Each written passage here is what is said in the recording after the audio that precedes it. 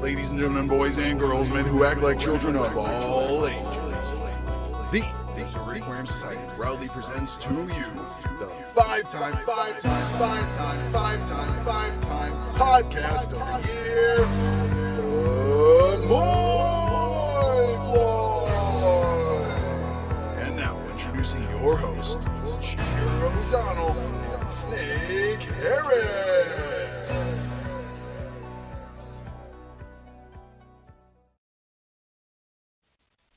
What is up, my homies?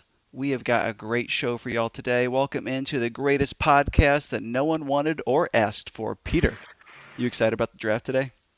I'm excited to discuss the draft. Yesterday was a great day, and I'm ready to break it down.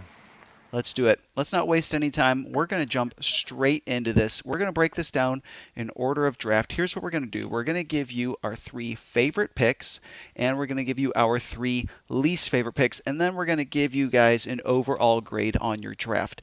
This will be graded on a curve, so even though we think the drafts this year were relatively close, some of you guys will be getting Ds and others As. However, compared to years past, the D is much closer to the A.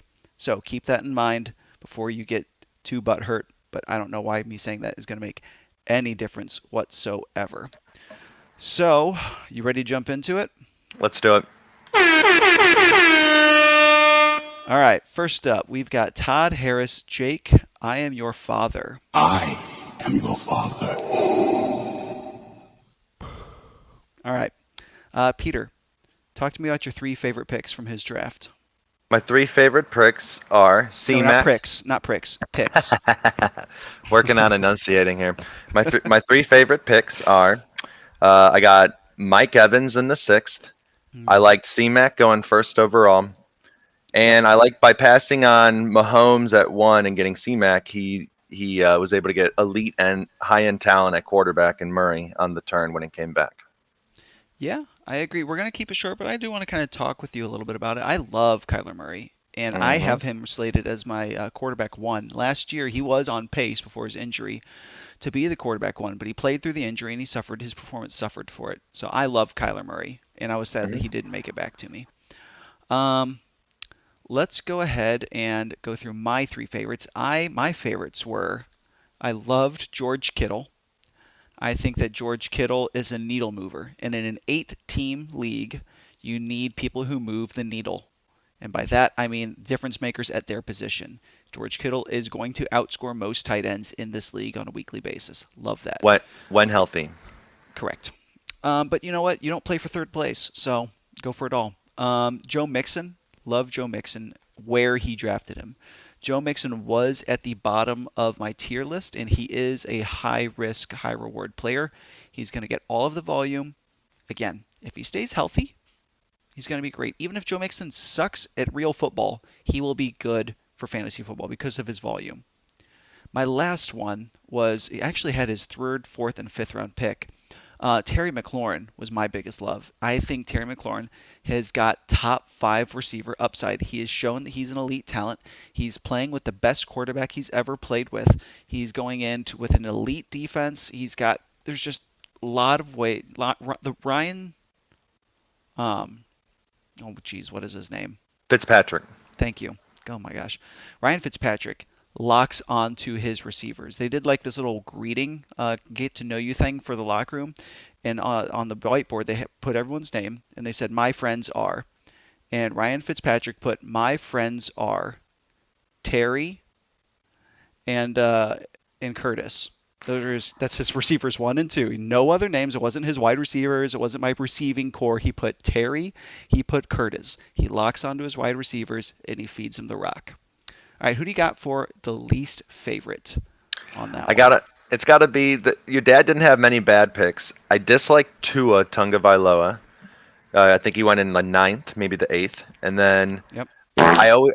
and then my only other concern was doubling down on Godwin and Evans. However, I think that they can both be valuable, and he can always trade one depending on what kind of materializes. And also, Evans has sort of an injury past, so. Yeah, the thing is, I think you're kind of targeting a murky situation there, like who's the one. But I think they both have value, and I think it's going to be one of those things where there's not going to be many weeks where you're really, really sad you started both of them, but there Hmm. will be a few, and it does cap your upside. However, the value's there. When Chris The Godwin value was went, there. the value is there. So I'm not afraid of taking two receivers on the same team if the value is there. You're Uh, great. Oh, did you have any issues, any concerns with his draft? yeah, I also did not like the Tua pick. Here's the things I did like about it. I believe Tua had the best upside of the quarterbacks that was left. There's a lot we don't know about what Tua can be. So my dad went down, he reached for him. There were a lot of good players left there in the ninth. He went down, reached. He may have been there later in the draft. And when you do that, what you do is you're taking away depth. Like your next receiver after Chris Godwin didn't have to be Brandon Cooks. It could have been someone better, and then you could have probably grabbed Tua or someone of equal value in the 11th instead of grabbing Brandon Cooks. That's why I don't like reaching down for players when they're in a similar tier as all the other people that are left. I also hated the Kareem Hunt pick. I believe when Nick Chubb was out last year, Hunt's touches didn't change. It shows he's on some kind of pitch count. Uh, they only give him so many touches per game. His points didn't go up. His usage didn't really change. I think Hunt comes as a barely usable floor in this league with a capped upside. Hmm. And my last least favorite pick was Michael Gallup. I believe that Michael Gallup has a very low ceiling in his current situation behind two studly receivers and a running back that they still like a lot. They still give Zeke the rock a ton.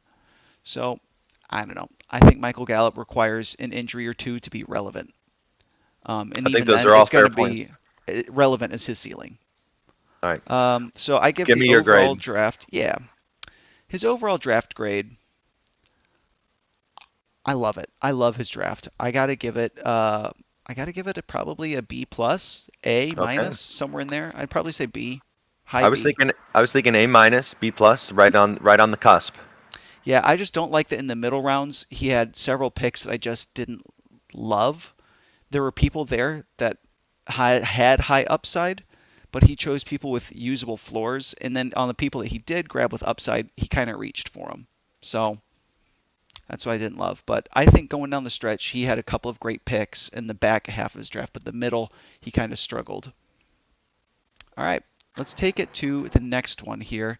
We have got Borden, and I think his team name this year is Big League Defense. Hmm.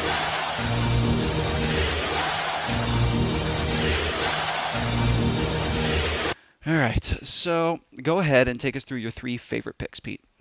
All right, I love that he just automatically locked. First of all, highlight of the year, Borden showed up for the draft. That might be the most impressive thing of all. Shout out to Right? Borden. No kidding. Uh, of the things I loved about Borden's draft, I like just locking in Cook, number 2 overall in our PPR league. It's going to be high yield of return. I liked Russell Wilson. I think he grabbed him in the 4th. I think that's going to be very valuable. And then I liked his two more wide receivers he grabbed off the board, Lamb and Thielen. A lot of value there that he picked up later in the draft. I completely agree. My three favorite picks of his, I think Aaron Jones falling to the second 2-7. Hmm. Aaron Jones is a locked and loaded stud, and the thorn in his side is gone. Now, is he going to get vultured on the goal line by A.J. Dillon now? Because are they like committed to using a spell? That part I don't know. What I do know is that Aaron Jones is a yards per carry machine, incredibly efficient, always has breakaway speed, and he's still in the prime of his career. If you look at his age, I think he's a locked and loaded running back one. Next up, I've got CeeDee Lamb. Love CeeDee Lamb. He, in my mind, is a potential league winner.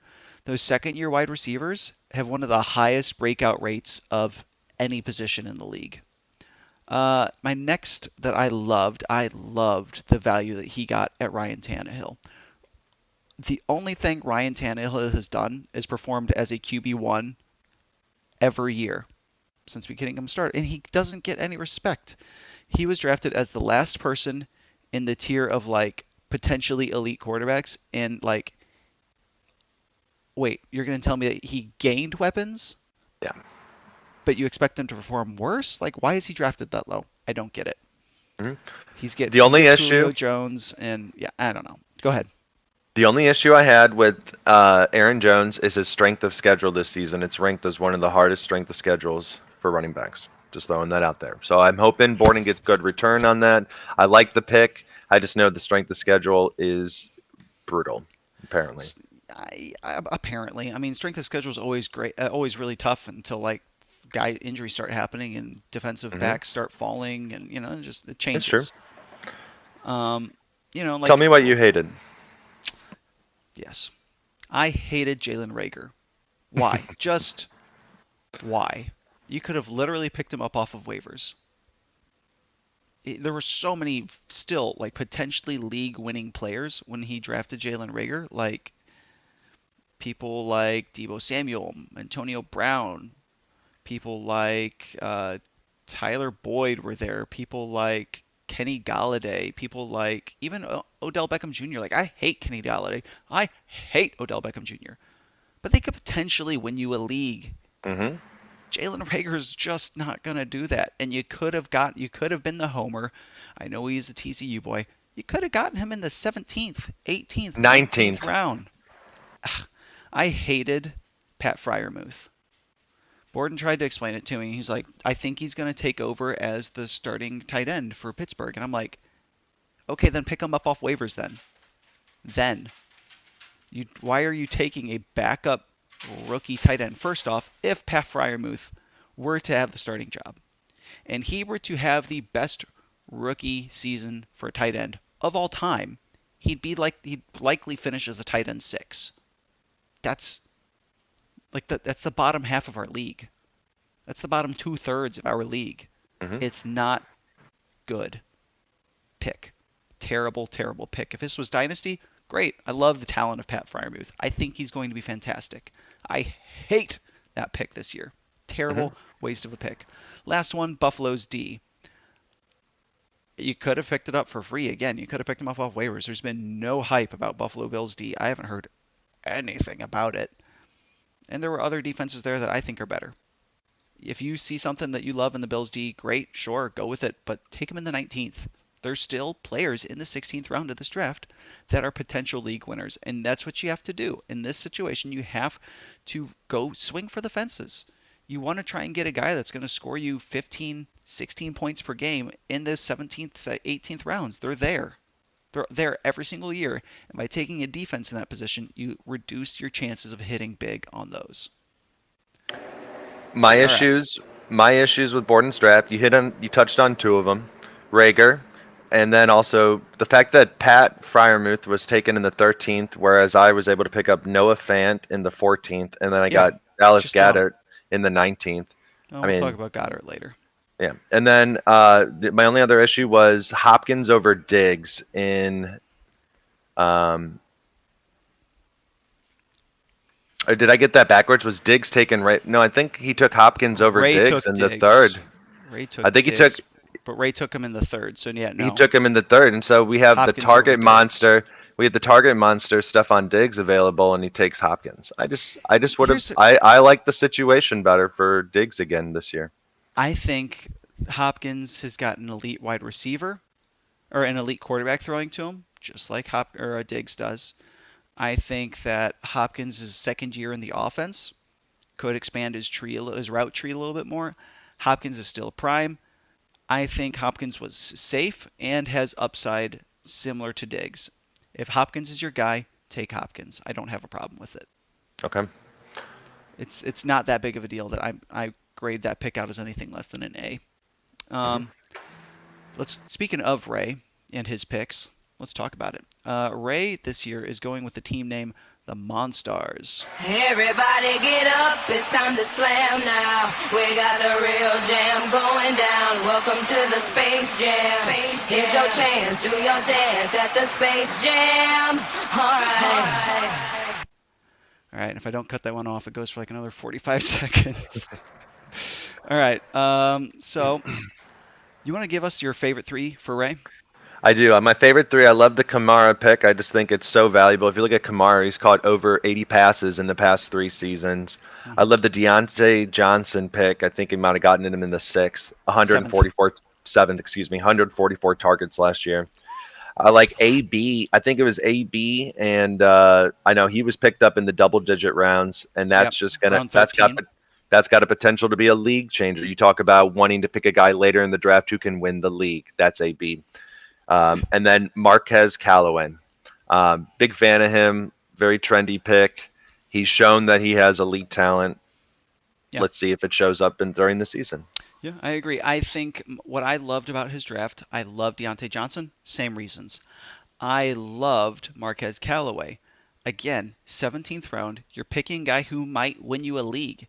He will be the wide receiver one most likely until what's his face gets back. Michael Thomas. Thanks. Yeah, Michael Thomas gets back.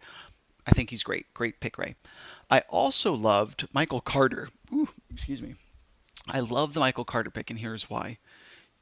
In the 15th round, and like lower, in all those rounds, really like 13 and down, what you're really looking to do is you're trying to target murky situations where you could have a potential number one, and if you can get that potential number one at a scarce position like running back, that's even better. Now, the Jets, his ceiling is going to be a little bit capped because he's on the Jets. They're not just going to turn the franchise around overnight. But that being said, their offense looks like it's going to be better than it was. I don't know how it could have gotten worse.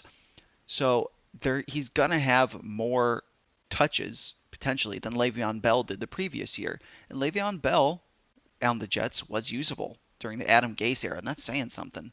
So I think Adam Carter here has got a usable ceiling and potentially, small chance, but potentially league winning going down the stretch. Love that pick. My least favorite picks in Ray, I found I really didn't like Joe Burrow. I think in the preseason, there's a lot of fluff pieces that get written.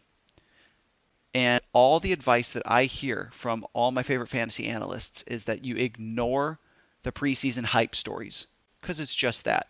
It's just people hyping. It doesn't mean that's how they're going to be used. Da, da, da. What you need to pay attention to, though, is the preseason negative stories. Those actually have some traction and generally show what's going to happen in the season. And there has been so much negative preseason buzz about Joe Burrow and his recovery from his knee. He's not close to being 100%. He looks uncomfortable out there. His confidence is shaken. And for good reason. His offensive line sucks. Like, it's going to be... I think we're looking at a situation where he could end up like Sam Bradford, a great prospect who gets ruined by a bad offensive line.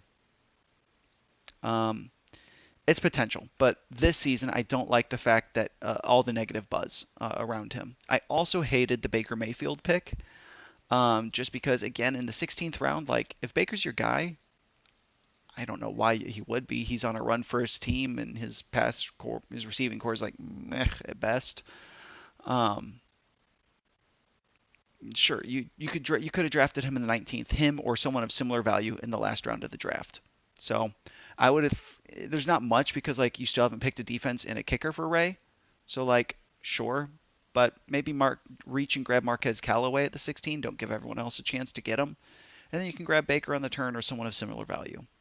But that's why I don't like Baker. The last pick that I didn't like, I'm not in love with the Kyle Pitts pick. He got him at a good price. I don't hate the pick, though, because there is upside. They're talking about using him as a slot receiver, and if you can get receiver production of a tight end, great. Rookie tight ends, again, like the best rookie tight end season ever, isn't that great. Overall draft grade. Oh, I think we forgot to give Borden his overall draft grade as well. Let's give Borden his draft grade, and then I got to give you my issues with Ray's real quick. Yes. Borden's draft grade, I would give it a solid B again. Like I loved it. There are a couple of really crappy picks coming down the stretch that probably drops him into the C for me. If I'm being honest, I think I'd have to give him a C. But like up until round 11, I loved his draft. I'm gonna give Borden a. Yeah, I'll go right there with you, a C, just because it really tapers off towards the end. A lot of high-end talent, and you could just tell. If everybody stays healthy, everyone stays healthy, playoff team like I predicted. He's going to be managing, and so he's got room on his bench to manage and add. And so in some Because he ways that drafted can so also, poorly. Yeah. yeah, in some ways that might actually be a positive for him. So Yep. There you go. Um, let's talk about Ray Ray's Mertz's your real hate quick, list. real quick on reasons, things I was questioning about Ray. Yeah. One, I actually do like Joe Burrow because high volume passing offense. Just going to throw that out there. And he got him in the ninth. I'm okay with that in a 2 QB league. You got to find value somewhere. Chubb as a second round pick. In a PPR league, full point PPR, I thought there was a lot of points available for receiving backs that he passed on by taking Chubb. And it could become a value pick, but you know that there's a split backfield in some ways with Kareem Hunt still there. I'm just, I'm not obsessed with the Chubb pick in the second. We'll see. He'll probably be awesome and produce a ton of points. I felt like there was higher ceilings available. There were good floor, higher ceilings. There were some higher ceilings, but the thing about the first 2 rounds is those floors that you get in those early rounds, they're usable. And you're just like, you can't win the draft in your first couple of rounds, but you can lose it.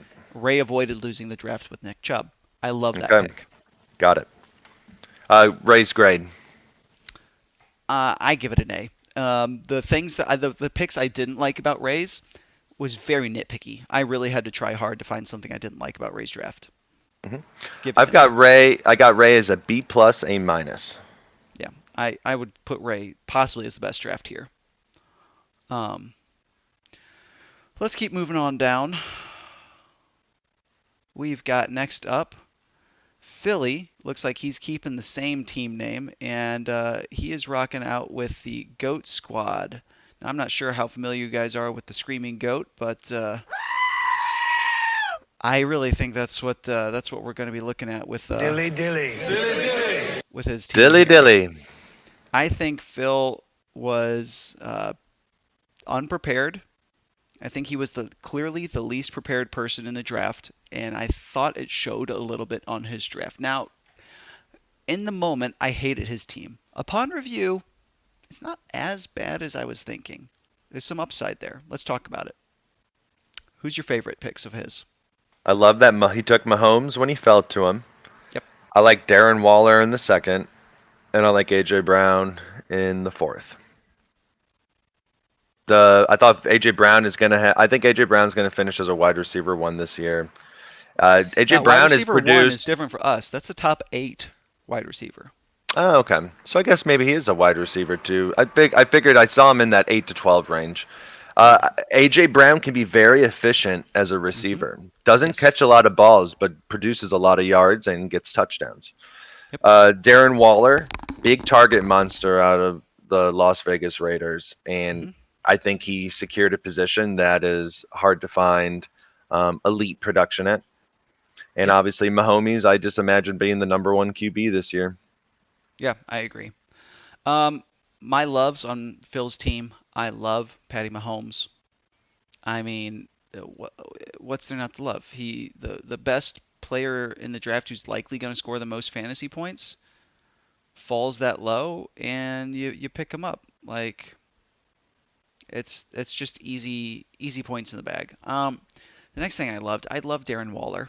Again, he's a needle mover. He's at a position of incredible scarcity. The scarcest position in fantasy football is tight end. And Phil made a bold move, grabbed him in the second. I like that.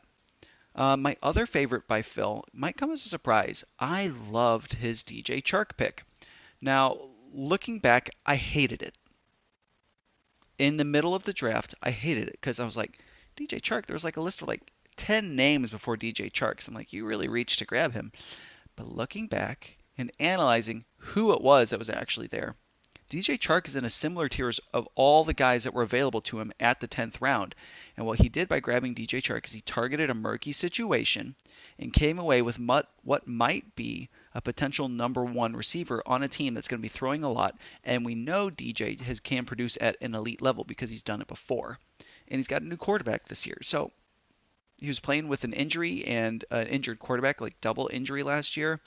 Really capped his upside. I think he could be a potential post-type sleeper this year. Mm-hmm. How about your hates? What did you hate about his draft? Because he had okay. I think you could. I'm worried about having too many shares of the Chiefs' offense. Edwards, I would have rather have seen him take Antonio Gibson over Edwards-Helaire. Just my opinion. I also thought Josh Jacobs over Allen Robinson. I would have liked to have seen him go target a guy who can be a true wide receiver one and not a running back who's going to be an RB2.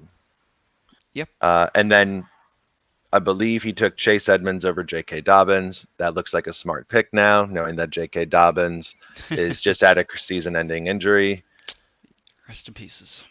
I would have liked to have known what would have happened going forward in the future. So we can't. And then, if honestly, now all of a sudden it's a great pick. So I don't think Chase Edmonds is a great pick. I think like if James Conner gets injured, does Chase Edmonds get all the work?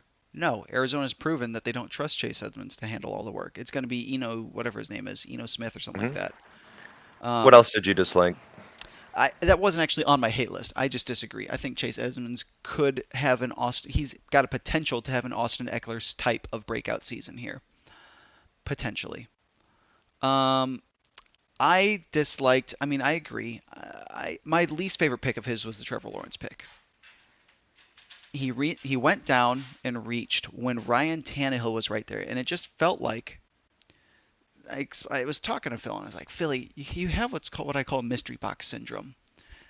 And like, so Ryan Tannehill's sitting there, and Phil's looking at him, and he's like, well, Ryan Tannehill's Ryan Tannehill, but over here's a mystery box.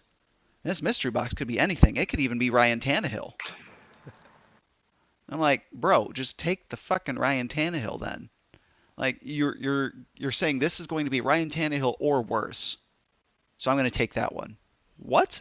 Why? Anyways, hated that pick.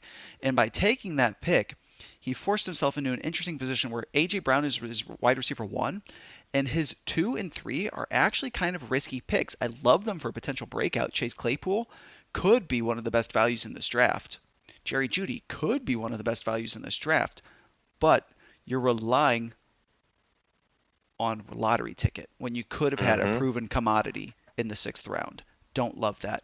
You got 1, 2, 3 lottery tickets in a row when you could have had 1 proven commodity, 2 lottery tickets, and then instead of Chase Edmonds, somebody who's unlikely to have a breakout season, you could be having your quarterback 2 right there, and it could have been anyone who's going to produce about as good as Trevor Lawrence will likely produce. Your grade? I also hated David Johnson. Sorry, it's just my first hate. I just really hated it. I also hated David Johnson. He's not going to get 3 down work again. He's going to be a 3rd down back only, and he's on a crap offense. It's not going to score points. Low upside. Jarvis Landry, he's going to end up on waivers, so why draft him? Jarvis Landry, he's an unusable floor with no ceiling. The only time he has a usable floor is if Odell Beckham Jr. gets hurt, which, like that's not unlikely to happen because OBJ sucks and is made of glass, but I'd rather have a usable ceiling, or a game-winning ceiling than a usable floor with those picks. And Jarvis Landry's just proven that he doesn't have a ceiling. He's just got a usable floor when someone else is injured. And again, this is relative to our league. An 8-team league, everything has to get bumped up. Jarvis Landry's great in a 12-team, 14-team, 16-team league. Not here. I give Phil's draft a D. Probably the worst draft here. And the reason being because he reached several times when you're drafting with tiers, Clyde Edwards-Helaire was in a tier. I had him at the bottom of the tier, but if you want to put him at the top because you believe in him, I'm fine with that. What I don't love is when you reach for your guy and he's like, they're the first person to take a player out of that tier. Phil was the first person to take a player out of the tier when he took Clyde Edwards, when he took Josh Jacobs, when he took Chase Claypool. All of those picks, and Trevor Lawrence, all of those picks, his 3rd round pick, his 5th round pick, his 6th round pick, his 7th round pick, were all the first guy in that tier. That means you're losing out on value. I don't like that. There were guys that were in a tier above him, that were in the Jonathan Taylor. Yeah, Jonathan Taylor was there. He's in a tier above Clyde Edwards-Helaire. Passed on him. Anyways, that's why I give him a D.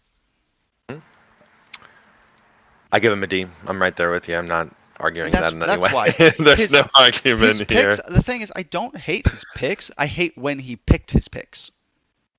You That's know the what? difference. He loves his team, and that's all that matters. Amen. If you don't, Amen. if you're not loving what you do, then why do it at all? Probably because you have to make money. Hmm? La Rata Roja. Now I believe you changed your name. Back from the dead. Yeah. When you I are died now, last season, 6-2, finished 6-6. Yep. Let's go ahead and get into your draft here. Sorry, I accidentally got rid of our soundboard. No big deal. One quick second here. All right, boom, soundboard ready. Sorry about that, bro. Back from the dead. All right, Pete, talk to us about your draft. What's your favorite part about it? I felt like I got really good value at tight end picks. I picked Actually- up Fant and Gettert. I'm gonna cut you off. I forgot. We're doing this as a two-part draft, or a two-part, and Philly is number 4. So let's cut it off here, All right. and let's get to you on the next episode. Sounds good. Later, All right, boys. y'all. Thank you guys for listening, and we will be back in just a little bit to give you part 2. Fuck this shit, I'm out. Fuck this shit, I'm out. No thanks. Don't mind me, I'ma just grab my